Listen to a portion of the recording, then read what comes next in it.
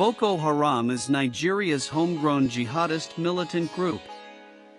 It took up arms in 2009 to fight Western education and impose its radical version of Islamic law. The group split into two factions after the death of the group's longtime leader, Abubakar Shekau, in 2021. A brutal overnight attack by Boko Haram militants has left more than 60 people dead in a village in Nigeria's Borno state. The assault took place on Friday in Darul Jamala community in the Bama local government area where residents had only recently returned after being displaced for years.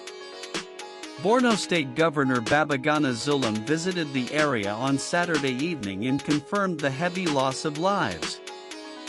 "We sympathize with the people and have pleaded with them not to abandon their homes as we have made arrangements to improve security and provide food and other life-saving items that they have lost," he said, as per the Associated Press.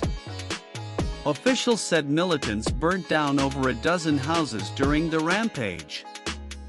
More than 100 residents were forced to flee their homes in fear of further attacks.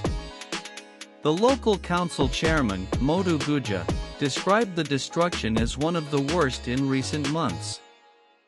According to security researcher Taiwo Adebayo, the killings were carried out by Jamato Allah Sunalitawadi wal Jihad JAS, one of Boko Haram's two main factions.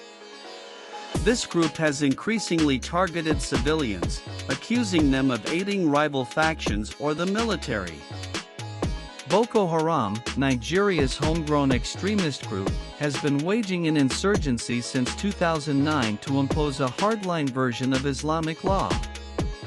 The conflict has killed nearly 35,000 civilians and displaced over 2 million people across Nigeria and neighboring countries, according to the UN. After the death of its longtime leader Abubakar Shekau in 2021, Boko Haram split into two factions. One, backed by the Islamic State group, is known as the Islamic State West Africa Province ISWAP and primarily targets military installations.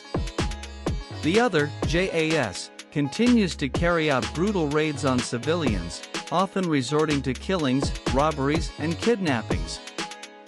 Darul Jamal had only been resettled in July following earlier military operations that cleared Boko Haram from parts of Bama. Many residents now fear staying back after Friday's massacre. Kana Ali, a villager who lost close friends in the attack, said he was planning to leave. "But the governor is still begging us to stay back as more protection would be provided," he added.